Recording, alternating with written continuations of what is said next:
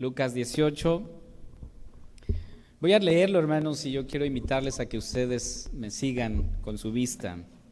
Dice el Señor en su palabra: también les refirió Jesús una parábola sobre la necesidad de orar siempre y no desmayar, diciendo: había en una ciudad un juez que ni temía a Dios ni respetaba a hombre. Había también en aquella ciudad una viuda, la cual venía a él diciendo: hazme justicia de mi adversario.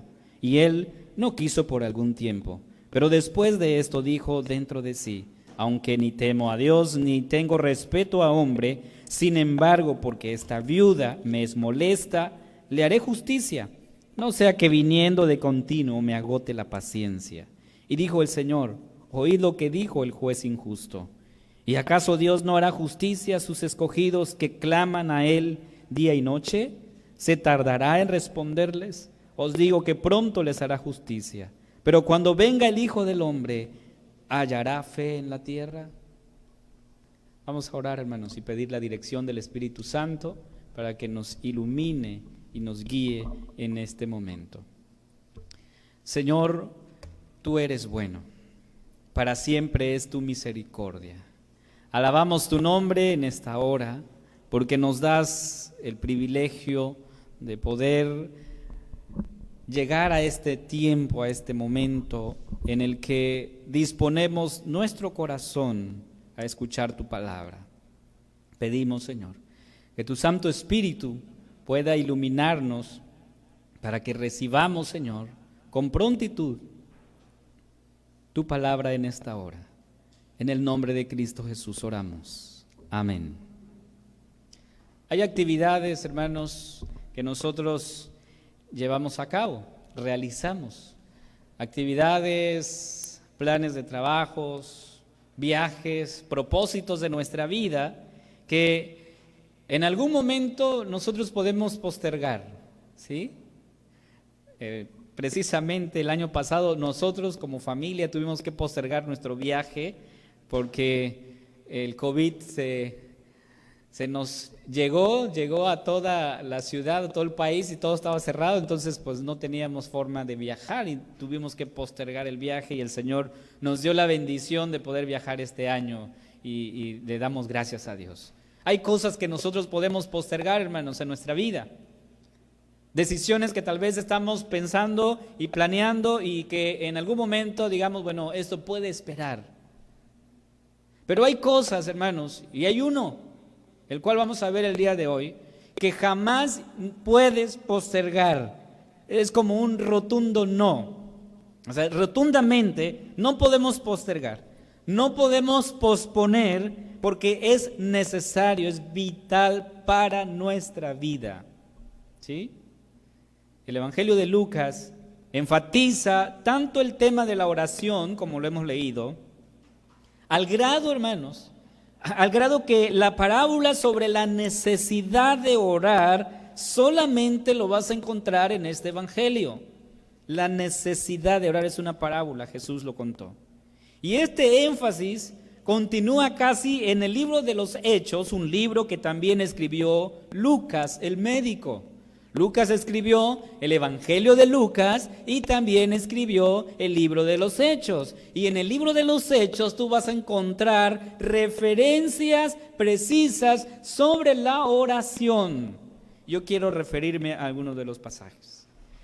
Dice Hechos 1:14: todos estos perseveraban unánimes en oración y ruego con las mujeres y con María, la madre de Jesús, y con sus hermanos. Esto se refiere a los seguidores que perseveraban unánimes en la oración. Hechos 2:42, el escritor nos dice: y perseveraban en la doctrina de los apóstoles, en la comunión unos con otros, en el partimiento del pan y en las oraciones. Lucas está diciendo que los primeros cristianos, la iglesia primitiva, tenía esta marca, este sello de estar orando todo el tiempo.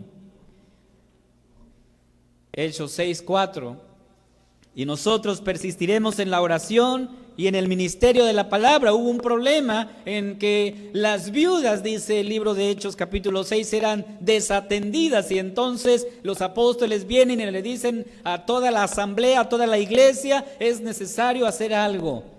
Vamos a nombrar a hombres que sean idóneos, que tengan esa característica el cual se requiere para servir. Sin embargo, ¿qué dicen ellos? Nosotros persistiremos en la oración y en el ministerio de la palabra. Y podríamos, hermanos, seguir hablando de Lucas y las referencias que hace respecto a la oración. Pero vamos a centrarnos en el pasaje del día de hoy, en el capítulo 18 de este evangelio, con el tema: la oración, una necesidad impostergable. Eso es la oración, hermanos. ¿Por qué decimos que la oración es una necesidad impostergable? Que no lo podemos posponer, hermanos. ¿Por qué lo decimos? Primero, porque es una petición, y fue una petición del mismo Jesús. Fue una exigencia más bien de Jesús. Por eso no lo podemos posponer, hermanos, porque Él nos exige. Dice aquí el versículo 1 de este pasaje: también les refirió Jesús una parábola sobre la necesidad de orar siempre. No dice aquí algunas veces, no dice aquí algunas ocasiones, dice la necesidad de orar siempre y no desmayar, no desanimarse. El verbo necesidad es un verbo, está en presente, significa en el griego obligación. O sea, Jesús está diciendo esta palabra: la necesidad, la obligación. Jesús contó una parábola sobre la obligación, sobre la exigencia de orar siempre. Entonces Él nos pide que estemos orando. La oración es una necesidad, y una necesidad no porque lo digo yo, sino porque lo dice Jesús. Por eso es una necesidad. Y no lo dice Jesús con palabras, porque una cosa es decirlo, hermanos. Yo puedo decir muchas cosas, pero Jesús lo decía también con hechos, con ejemplos, porque su vida era una vida de oración. Y ahora aquí le habla a sus discípulos y les dice: la oración es una necesidad y les exijo a que lo hagan. Hermanos, estas son palabras el cual deberíamos acatar y obedecer. Y cuando nosotros decimos que Jesús es alguien que está continuamente orando, lo está haciendo, y Lucas lo menciona. En el Evangelio, me di la tarea de leer el Evangelio y encontré desde los capítulos 1 referencias sobre la oración, pero quiero tomar algunos pasajes nada más aleatoriamente para que podamos entrar en contexto. Dice Lucas 5:16: mas él se apartaba a lugares desiertos y oraba. ¿De quién está hablando? De Jesús. Indica, hermanos, acciones continuas. Indica el día a día de Jesús como su itinerario. Pero ¿qué es lo que hacía Jesús? Dice: se apartaba a lugares desiertos y oraba. Lucas 6:12: en aquellos días él fue al monte a orar y pasó la noche orando a Dios. Hermanos, nos muestra los tiempos que Jesús invertía, que Jesús dedicaba a la oración. ¿Qué dice el pasaje? Fue al monte a orar, a un lugar lejos, apartado, y pasó 2 minutos orando, ¿verdad? ¿Así dice el pasaje? No, dice: y pasó la noche orando a Dios. Lucas 9:18. Aconteció que mientras Jesús oraba aparte, estaban con él los discípulos, y les preguntó diciendo: ¿quién dice la gente que soy yo? Hermanos, indica que Jesús tenía momentos en el día para orar, ¿sí? Y ese es el estilo de vida que nosotros aprendemos en los evangelios: a Jesús orando todo el tiempo, a Jesús dedicando su vida, su tiempo a la oración. Entonces las personas a quienes Jesús se dirige no veían esto de la oración como una necesidad. Por eso Jesús les habló una parábola sobre la necesidad. Si Jesús está diciendo que esto es una necesidad, es porque Él está viendo en las personas que no lo ven como una necesidad. Por eso lo dice. El doctor Sproul dice: alguien podría orar y no ser cristiano, pero no se puede ser cristiano y no orar. Hermanos, no podemos ser cristianos y no tener una vida de oración. Es imposible, es inaceptable. Sin embargo, es la triste realidad de nuestro tiempo. Hay una crisis en la vida de la iglesia, en la vida del cristiano. No está orando porque no está viendo. Primero, que esto es una exigencia de Dios. El Señor te exige a que ores. Entonces veamos aquí 4 cosas importantes. Orar para el cristiano es un privilegio. Y claro que es un privilegio, hermanos. Tenemos el privilegio, la bendición de acercarnos al trono de la gracia y alcanzar oportuno socorro. Tú tienes la bendición. Es un privilegio orar, dirigirnos al Señor. Antes no podíamos hacerlo, hermanos. Pero Cristo murió en la cruz del Calvario para que ese velo, esa barrera fuese quitada y ahora tú puedas entrar y orar al Señor. Es un honor, hermanos, un privilegio. También es una labor constante, algo que nosotros debemos hacer todos los días, continuamente. Sin embargo, es un deber, hermanos, pero lástima que este deber está muy descuidado, muy descuidado. ¿Por qué, hermanos?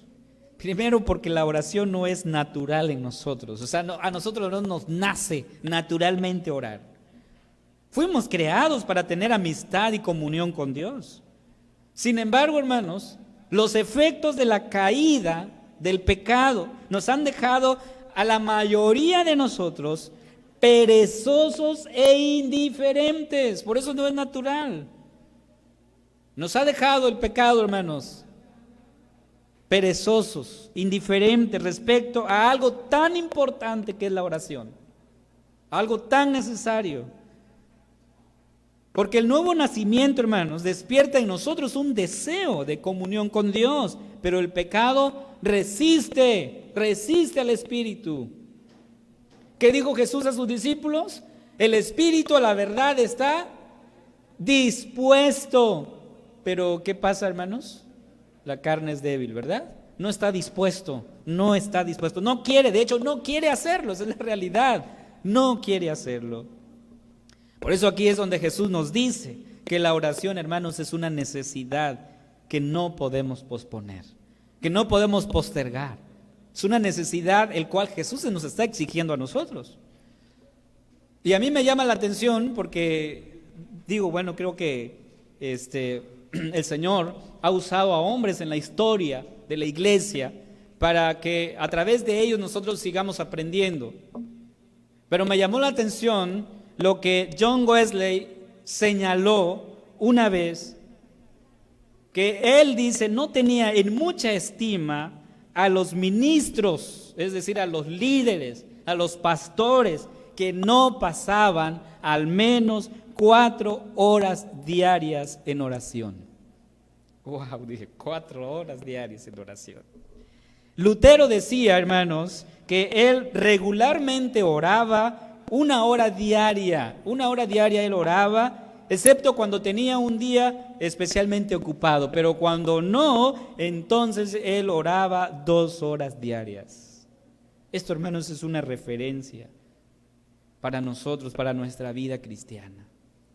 Nuestro Dios soberano, nuestro Dios poderoso, el Dios que tú crees, ¿sabes qué dice en su santa palabra? Que ores. O sea, Dios te dice que ores. Por lo tanto, hermanos, la oración no es opcional para el cristiano, es una exigencia. Por eso es una necesidad impostergable. O sea, si Dios te lo dice, es una exigencia. No lo puedes posponer. No está a discusión. Por eso la oración es una necesidad que no podemos posponer, porque en primer lugar, Dios nos exige a orar. Segundo, porque vivimos en un mundo caído, hermanos. Además de que la oración es una exigencia de Dios, vivimos en un mundo caído. Tú vives en una cultura caída, corrompida. Dice el texto, versículos 2 al 6, diciendo, había en una ciudad un juez que ni temía a Dios. Eso es el resultado de una cultura caída, hermanos. Líderes que ahora mismo están gobernando, pero que no temen a Dios. Es lo que está pasando.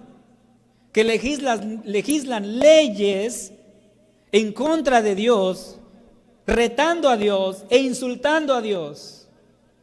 Y el texto aquí, el Señor dice, este juez no temía a Dios, ni respetaba a hombres. Imagínense, si no teme a Dios, mucho menos va a respetar a las personas.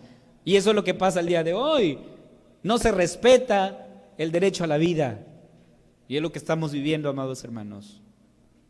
Estos son los líderes que tenemos. Sin embargo, dice aquí el texto, aunque ni temo a Dios, dijo este juez injusto, ni tengo respeto a hombre, porque esta viuda me es molesta, le haré justicia, no sea que viniendo de continuo me agote la paciencia. O sea, fue lo que dijo este juez injusto, ¿no? O sea, va a llegar un momento en que esto se va a salir de control y puede pasar otras cosas. Mejor le voy a responder y voy a atender su petición. Hermanos, la Escritura, la palabra de Dios nos enseña que era deber. Es deber de los magistrados velar por las viudas y por los huérfanos. Jesús lo recuerda aquí. Y si Él lo está mencionando como una parábola, es porque está comparando la vida de aquellos magistrados, de aquellos que legislaban leyes, pero no para beneficiar a los pobres y a las viudas, sino para aprovecharse. ¿Sí? Escucha el mensaje del profeta Jeremías cuando le habló al rey de Judá, allí en Jeremías 22:3.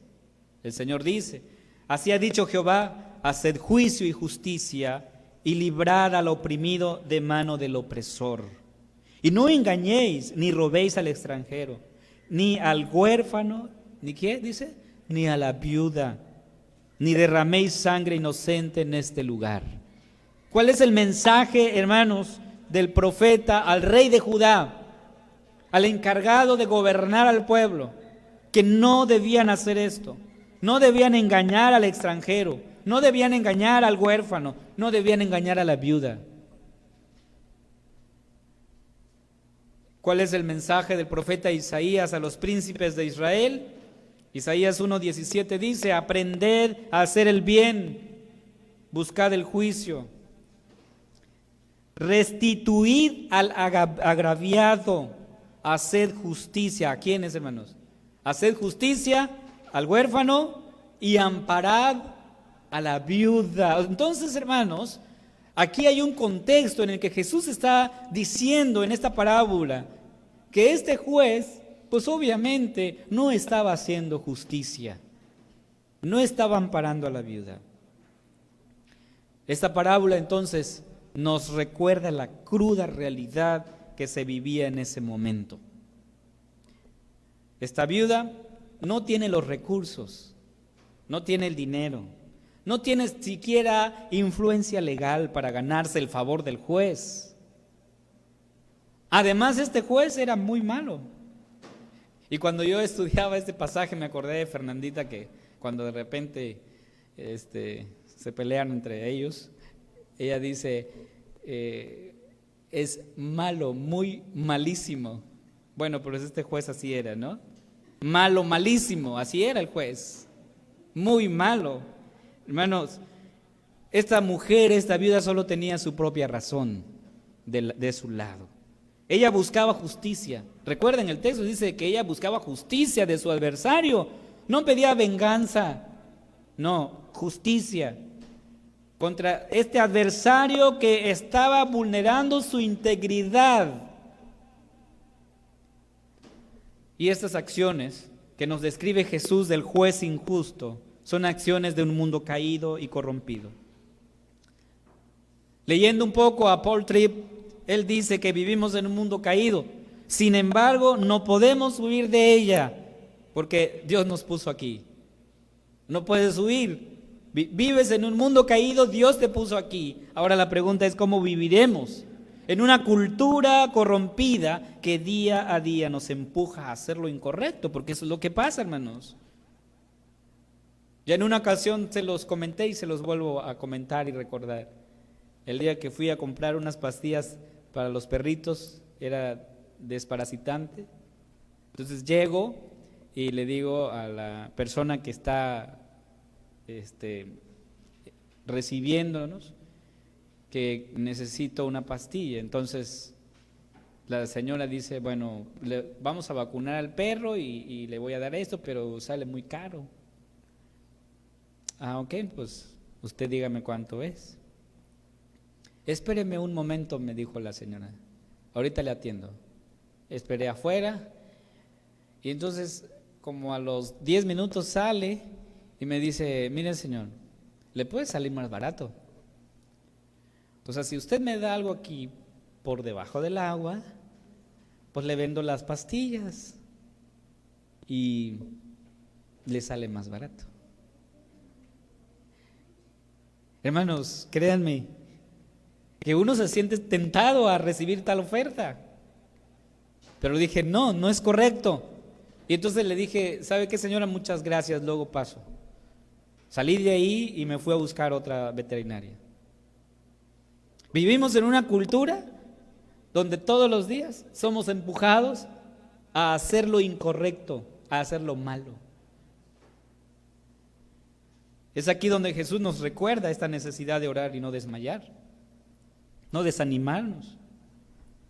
¿Por qué, hermanos? Porque nuestra vida constantemente está siendo tentada por el enemigo. Y vivimos en una guerra constante todos los días.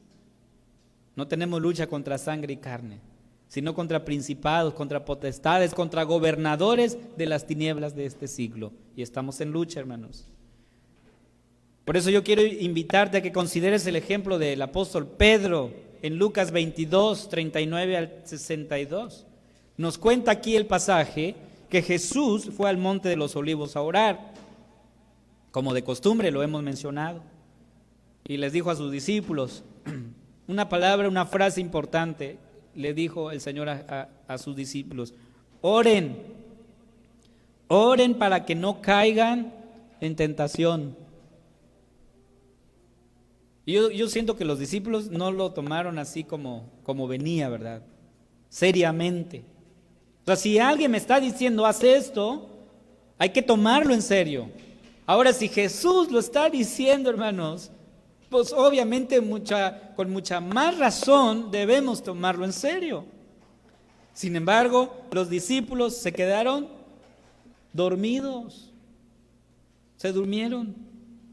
Y muchos predicadores han dicho, bueno, es que estaban cansados y lo que sea. Hermanos, es una exigencia. Es estar velando por nuestra vida, por nuestra alma. No puedes quedarte dormido. ¿Pero qué pasó después? Vemos a Pedro intentando tomar el ejército romano con una espada.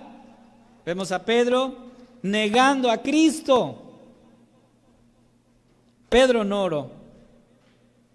Y a consecuencia de ello cayó en tentación. Entonces, hermanos, lo que es cierto para Pedro y fue cierto en la vida de Pedro, también es cierto para todos nosotros. Caemos en privado antes de caer en público. Tú caes en privado antes de caer en público. Cuando luego escuchamos el escándalo de que, ay, mira, cayó. Pero ya llevaba mucho tiempo así. Y ese escándalo en público solo es una expresión de su vida privada. Hermanos, el Señor nos exige a estar orando. Primero porque Él lo manda, porque Él lo exige. Segundo porque estamos viviendo en un mundo caído, en una cultura caída.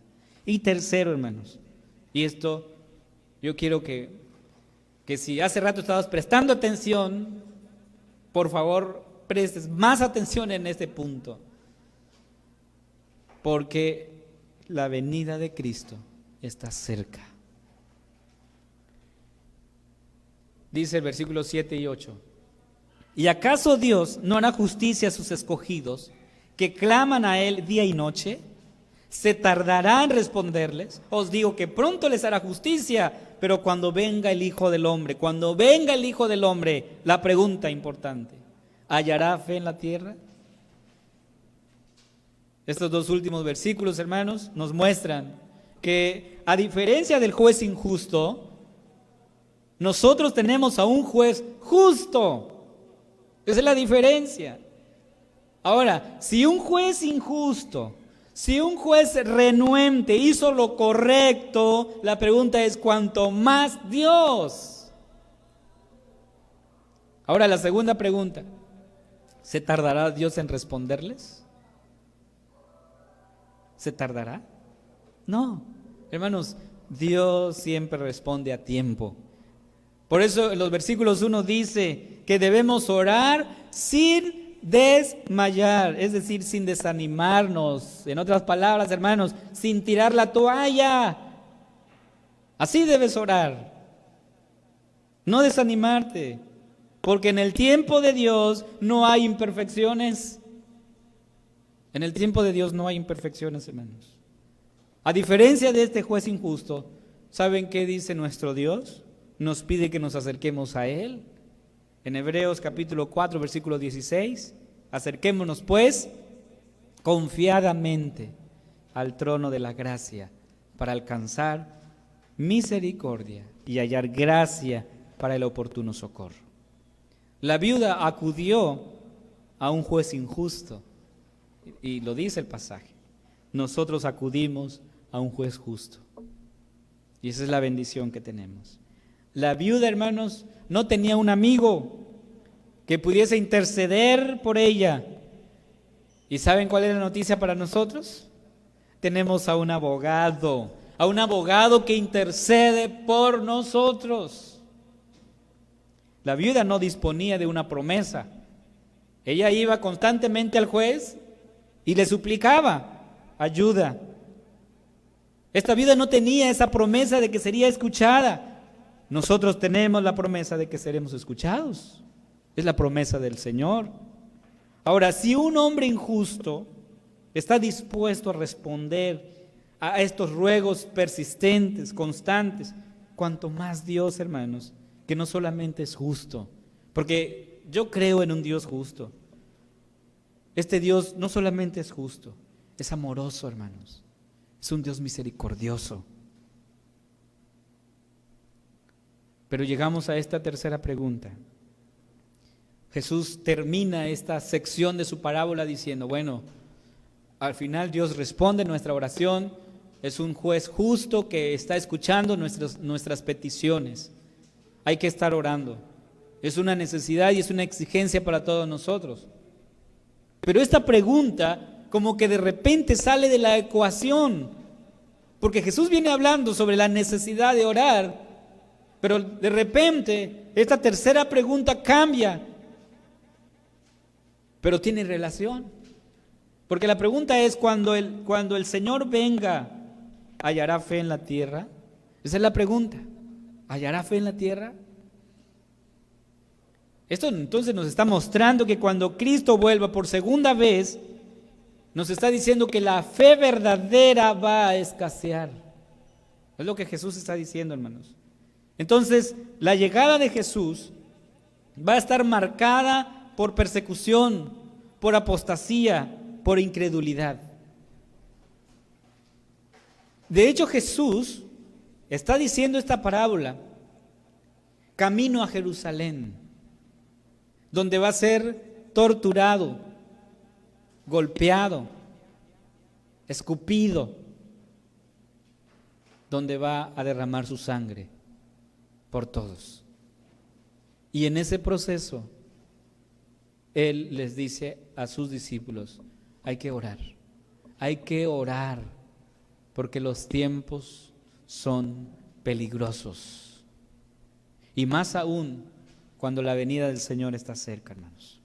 Jesús en Mateo 24, versículos 9 al 13 dice: entonces, ¿qué va a pasar cuando Jesús venga, hermanos? Sus señales antes de que Él venga.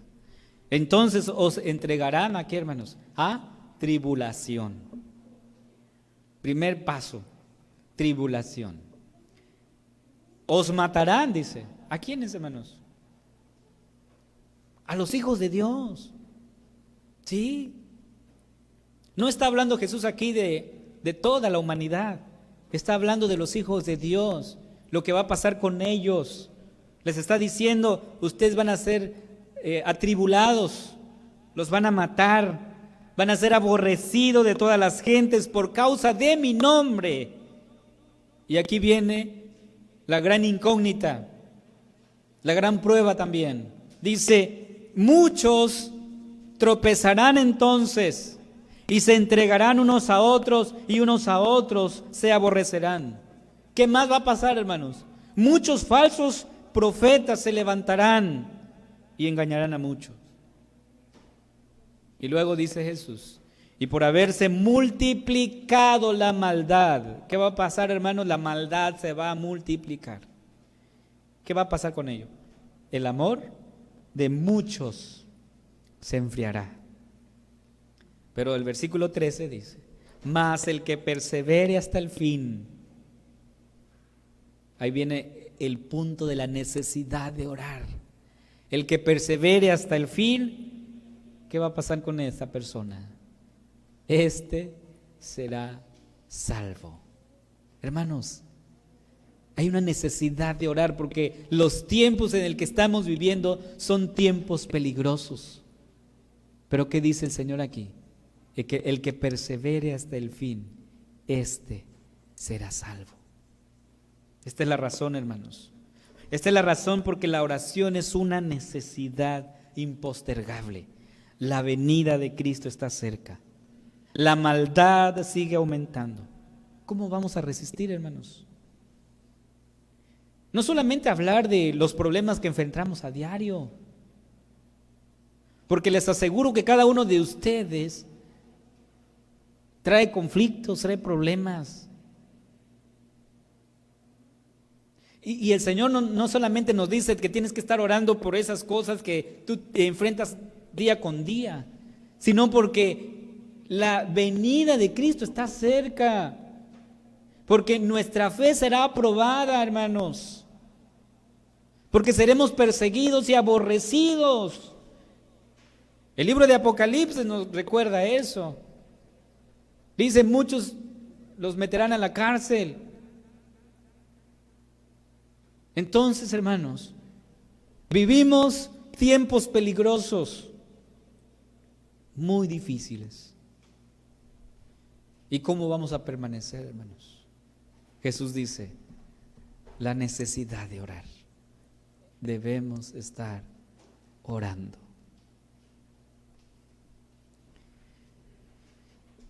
Ahora es aquí donde tenemos que analizar nuestra vida, hermanos. ¿Cómo está tu vida de oración? Esa es la pregunta que tenemos que hacer. ¿Lo estamos tomando esto en serio, hermanos? Jesús lo tomó en serio. Por eso dijo, hay una necesidad de orar y no desmayar. ¿Lo estamos tomando en serio, hermanos?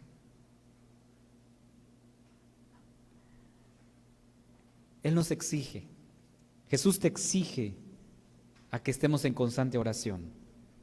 Como padres sabemos que cuando nosotros exigimos a nuestros hijos es porque tenemos razón de exigirles. Y el Señor Jesús como Padre, como tu Padre y mi Padre, tiene razón en exigirte, en exigir lo que tú tienes que hacer. Él nos exige a nosotros a vivir una vida en constante oración, porque vivimos en un mundo corrupto, en un mundo caído, y porque su venida está cerca. Él está pronto a venir, hermanos. Sin embargo, Es cierto, hermanos, Él conoce nuestra realidad, Él conoce mi realidad. Somos perezosos, no queremos hacerlo. No lo queremos hacer, no lo hacemos. Y si oramos ahí, medio oramos. ¿Sí? Esa es la realidad. Cuando de repente somos presionados a orar es cuando nos está yendo mal. Y tenemos que ser honestos en aceptar esa realidad. Nos está yendo mal, por eso voy a orar, tal vez y Dios me ayuda, ¿no? Y me responde. Pero mientras tenemos una vida en paz, tranquila, no conocemos esa parte de la oración. Solo cuando estamos afligidos, hermanos, entonces oramos. No, entonces hasta doblamos nuestras rodillas, hermanos. ¿Sí? Sí, porque cuando todo está bien, aunque sea paradito, pues aquí lo hacemos, ¿verdad? ¿Sí? Pero cuando nos está yendo de veras mal, muy mal, entonces sí nos tiramos y nos postramos al piso. ¿Por qué no lo hacemos cuando todo está bien, hermanos? Entonces, Dios conoce tu realidad, conoce mi realidad, que no queremos hacerlo, somos perezosos, no nos gusta hacerlo, no nos gusta orar. Pero el Señor Jesús, conociendo tu realidad y mi realidad, ¿sabes qué le dijo a Pedro? En Lucas 22:32. Dijo también al Señor: Simón, Simón, Satanás os ha pedido para zarandearos como a trigo, pero yo he rogado por ti. Es decir, yo he orado por ti, que tu fe no falte, y tú, una vez vuelto, confirma a tus hermanos. Espero que me prestes atención en esta parte. Dice: Simón, Satanás os ha pedido para zarandearos. Implícitamente está aquí que Jesús le dio el permiso a Satanás. Sí, o sea, no lo tenemos que pensar mucho. Jesús le da el permiso a Satanás para zarandear la vida de Pedro. Y le dijo: Satanás vino y me pidió permiso para tocar tu vida, para zarandearte. ¿Y sabes qué? Le di permiso. ¿Sí? Le di permiso. Sin embargo, no está solo, porque luego le dice: pero yo he rogado por ti. O sea, el pero cambia todo lo que venía diciendo. Es cierto, ya le di permiso a Satanás para que toque tu vida, pero yo estoy orando por ti. Él conoce nuestra realidad, hermanos. Jesús le dice a Pedro: estoy orando por ti. Estoy orando para que tu fe no falte. ¿A poco no podemos agradecer a Dios porque Él está orando por nosotros? A Cristo como nuestro intercesor. Él está orando por ti ahora mismo, para que tu fe no falte. Tanto nos ama el Señor, hermanos. Tanto nos ama el Señor, que hasta el día de hoy intercede por ti y por mí. Jesús está haciendo eso por ti ahora. Te pregunto, ¿tú qué harás? Imagínate que Jesús esté orando por ti ahora mismo. ¿Tú qué vas a hacer? Solo decirle: Señor, muchas gracias porque te acuerdas de mí, porque estás orando por mí, o también yo voy a hacer lo mismo. Esa es la pregunta, hermanos. Por eso tenemos la promesa de que nuestras oraciones son escuchadas y que Cristo mismo no es como ese juez injusto. Cristo mismo es un juez justo que escucha nuestras oraciones. No solo nos escucha, sino intercede por nosotros al Padre. Entonces, si Él está orando por mí, lo mínimo que yo puedo hacer es orar también. ¿Estás de acuerdo? Amén. Pues vamos a orar entonces y agradecer a Dios porque hoy nos ha hablado. Padre amado, tú nos hablaste de que hay una necesidad de estar orando siempre y no desmayar. Perdónanos porque no lo hacemos. Perdónanos, Señor, porque son más los apuros que hay en nuestras vidas que nos olvidamos, Señor, de orar. Perdónanos porque solamente cuando nos va mal, entonces venimos a ti a orar. Entonces doblamos rodillas y nos postramos. Perdónanos, Señor, porque solamente muchas veces te tenemos como alguien de la lámpara mágica, que cuando necesitamos venimos, pero no siempre. Perdónanos, Señor, porque en lo más profundo de nuestro corazón sí queremos hacerlo,